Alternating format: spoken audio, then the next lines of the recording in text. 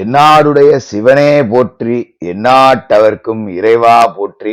நேயர்கள் எல்லாருக்கும் வணக்கம். நீங்க அவளோட காத்துக்கிட்டு இருந்த 2026 புத்தாண்டு ராசி பலன்கள் நாம பார்க்க போறோம். அதாவது 2025வது வருடத்துல நீங்க பட்ட கஷ்டங்கள் எல்லாம் நீங்கி உங்களோட வேண்டுதல்கள் எல்லாமே 2026ல நடந்து சுபிட்சமா எல்லாரும் வாழணும் அப்படின்னு என்னோட குலதெய்வத்தை வேண்டிக்கிட்டு வீடியோக்குள்ள போலாம். அதாவது விசுவாவசு வருடம் மார்கழி மாதம் 17ஆம் தேதி குரு பகவானுக்குரிய வியாழக்கிழமையில இந்த 2026 புத்தாண்டு அப்படிங்கிறது பிறகுது. ரொம்ப அற்புதமான ஒரு வருடமா உங்க எல்லாருக்கும் இருக்கணும் அப்படிங்கிறது தான் நம்மளோட வேண்டுதலா இருக்கு. இந்த ஆண்டு கிரக நிலைகள் அப்படின்னு பாத்தீங்கன்னா, அதாவது ரொம்ப முக்கியமான விஷயம் அப்படிங்கிறது குரு பகவானோட இருப்பிடம் அப்படிங்கிறது. குரு பகவான் வருடம் பிறக்கும் போது மிதுன ராசியில இருக்காரு. ஜூன் மாசம் 2ஆம் தேதி கடகராசிக்கு போய் உச்சமடைய போறார். அப்ப குரு உச்சமடையறதால ஜூன் மாசத்துக்கு பிறகு சகல விதமான நல்ல சம்பவங்கள் அப்படிங்கிறதும் நடக்கும் எல்லா ராசிக்காரர்களுக்கும். அதே மாதிரி மீனராசியில இருக்கிற சனி பகவான் இதுக்கு மேல உங்களுக்கு நல்ல பலன்கள் அப்படிங்கிறதையும் கொடுப்பார். அதே மாதிரி ராகு கேதுக்கள்ல மாற்றம் இல்லை. விஷப்பாம்பு ராகு கும்பத்திலையும், விஷமற்ற பாம்பு கேது சிம்மத்திலயும் இருக்காங்க.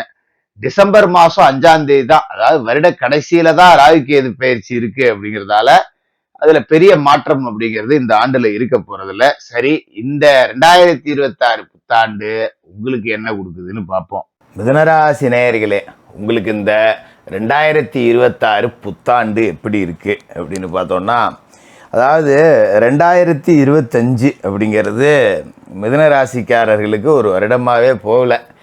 ஏதோ நம்மளும் சம்பாரித்தோம், நம்மளும் வேலைக்கு போனோம், நம்மளும் செலவு பண்ணோம், சோறு தின்னோம். அதை தாண்டி நாம் ஒன்றும் பெருசாக அனுபவிக்கலை. வேலைக்கு போகிறேன், சம்பாதிக்கிறேன், சோறு திங்கிறேன், வேலைக்கு போகிறேன், சம்பாதிக்கிறேன், சோறு திங்கிறேன்.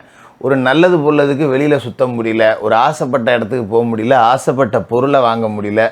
ஊரில் உள்ளவங்களாம் சந்தோஷமாக இருக்காங்க, நானும் கடுமையாக உழைக்கிறேன், ஆனால் என்னால் பெருசாக வாழ்க்கையில் எதையுமே சாதிக்க முடியலையே. வர்றது திங்கிறதுக்கும் குடும்ப செலவை பார்க்கறதுக்குமே சரியாக போகுது. 10 ரூபா மிச்சம்னு எடுத்து வைக்க முடியலையே. அப்பப்போ கைப்பணத்தை எண்ணி தான் செலவு பண்ணுறேன், அப்பயும் மிச்சம்னு 10 ரூபா இருக்க மாட்டேங்குதே அப்படிங்கிற மாதிரி ஒரு பக்கம். மறுபக்கம் 10 ரூபா மிச்சம் கொண்டு வச்சேன், ஆனால் அன்னைக்கே வேற ஒரு செலவு வந்துருச்சு. அது எப்படியோ தெரியல, என்கிட்ட 10 ரூபா இருக்குன்னு கடவுளுக்கு தெரிஞ்சு போச்சு போல இருக்கு. அது பொறுக்காமல் அதுக்கு வீட்டில் உடம்பு சரியில்லை, பிள்ளைகளுக்கு உடம்பு சரியில்லைன்னு மாற்றி கொண்டு செலவு பண்ணிவிட்டேன். இது கூட பரவாயில்லன்னு விட்டு போயிடும். என்கிட்ட ஒன்றுமே இல்லை, ஆனால் என்னை பார்த்து கண்டு போடுறதுக்கு ஆள் இருக்குது, நம்ம எங்கே மேலே வந்துடுவோமோ அப்படின்னு நம்மக்கிட்ட ஏதாவது உதவி கேட்குறாங்க. நான் ஓட்டாண்டியாக இருக்கேங்கிறது எனக்கு மட்டும்தான் தெரியும். சட்டை வெள்ளையும் சொல்லையுமா போட்டிருக்கேன், உள்ளே 10 ரூபா விடலைன்னு எனக்கு தெரியும். ஆனால் நான் என்னமோ வச்சுக்கிட்டே கொடுக்காத மாதிரி எல்லாம் சண்டைக்கு வராங்க. குறிப்பாக அண்ணன் தம்பிகளுக்குள்ளே நான் எதுவும் உதவி செய்யலை அப்படிங்கிற மாதிரி நினைக்கிறாங்க.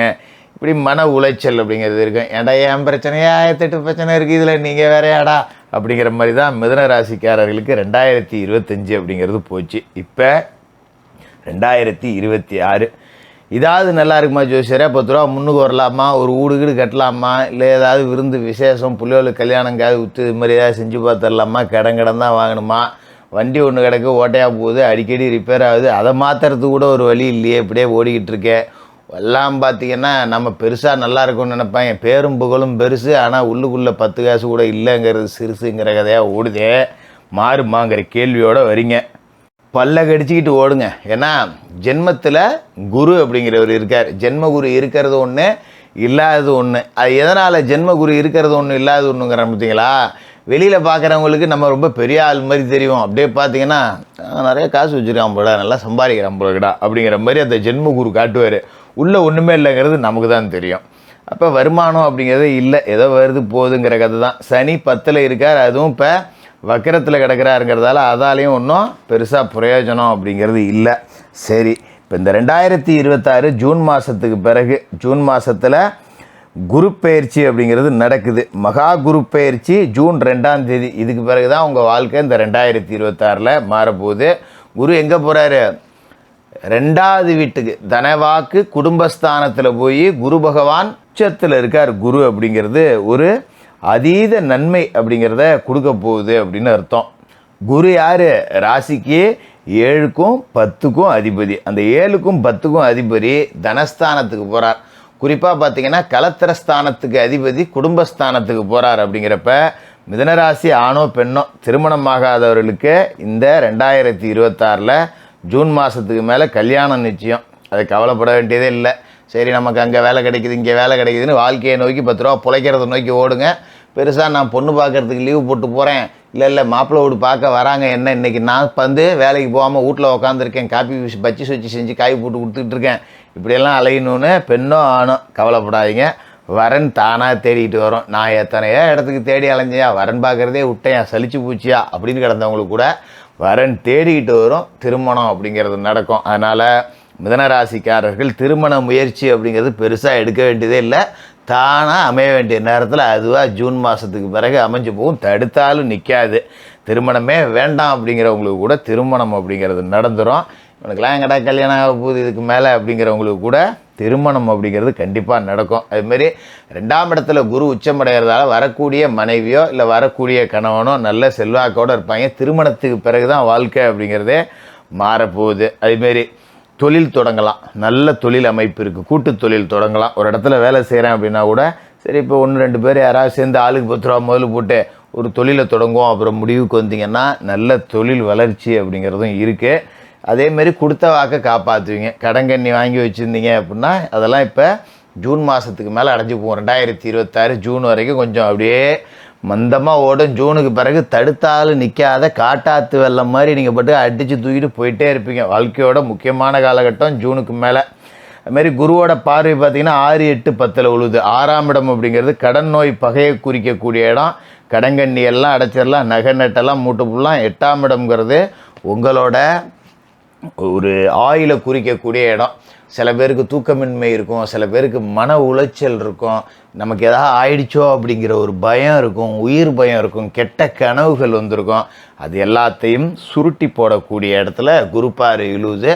சந்தோஷமாக தூங்கலாம் நிம்மதியாக. இன்றைக்கி போய் ராத்திரி படுத்தோன்னா அப்பா இன்னைய வேலை எல்லாம் நல்லபடியாக முடிஞ்சு கடவுளே, நாளைக்கு இதே மாதிரி இருக்கணும் அப்படின்னு நினச்சிட்டு சந்தோஷமாக போய் தூங்குவீங்க. 10ஆம் இடத்துல குரு பார்வை உழுவுது.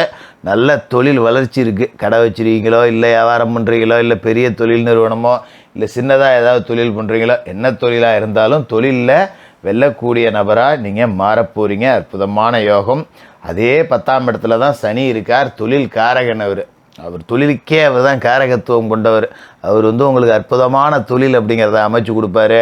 அதுமாரி பள்ளிக்கூடம் சம்மந்தப்பட்ட தொழில்கள், இரும்பு சம்மந்தப்பட்ட தொழில்கள், நோட்டு புத்தகம் வியாபாரம் பண்ணுறேன், இந்த மாதிரியான பிஸ்னஸ்ஸு, ஒரு பட்டறை வச்சுருக்கேன், லாரி வச்சு ஓட்டுறேன், ஆட்டோ ஓட்டுறேன், கார் ஓட்டுறேன், இந்த மாதிரி வாகனம் சம்பந்தமான இரும்பு சம்பந்தமான தொழில்கள் எல்லாம் பெரிய அளவில் வளர்ச்சி அப்படிங்கிறத அடையும். ராகு கேது பயிற்சியை பற்றி நீங்கள் கவலைப்பட தேவையில்லை. ஏன்னா ராகு அஷ்டமத்துக்கு வரார், 9லேருந்து 8க்கு வரார் அப்படிம்பாங்க. இது டிசம்பர் மாதத்தில் தான் நடக்குது, வருஷ கடைசியில் தான். அதனால் இந்த வருஷத்துக்கு நீங்கள் அதை பற்றி பெருசாக கவலைப்பட வேண்டியதில்லை. வெளிநாட்டு பயணம் கொடுப்பார் 8ஆம் இடத்து ராகு. நல்லா சம்பாதிச்சு செட்டில் ஆனீங்கன்னா வருஷ கடைசியில் எங்கேயாவது வெளிநாடு போய்ட்டு ஒரு சுற்றுப்பயணம் போகலாம், இல்லை வெளிநாட்டுக்கு ஒரு வேலை கிடச்சி போகலாம், இல்லை வேலை செய்கிற அலுவலகத்துலேருந்தே உங்களுக்கு வெளிநாட்டுக்கு மாறுதலாகி வெளிநாட்டில் வேலை கிடச்சி போகலாம். இப்படியான அமைப்புலாம் கொடுக்கும்.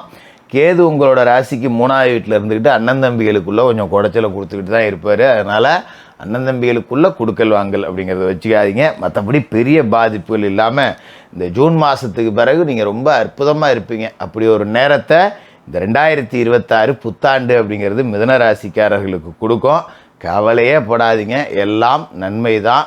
உங்களால் முடிஞ்ச வரைக்கும் ஏழைபாளைகள், சாலையோரத்தில் வசிக்கக்கூடியவர்கள், மாற்றுத்திறனாளிகளுக்கு அன்னதானம், ஆடை தானம், ஏதோ உங்கள் கையில் கிடைச்ச ஒரு 10 ரூபா தானமாக கொடுத்து உதவுங்க. வாழ்க்கை 2026 ரொம்ப சூப்பராக இருக்கும். மிதுன ராசிக்காரர்களுக்கு புத்தாண்டு வாழ்த்துக்கள்.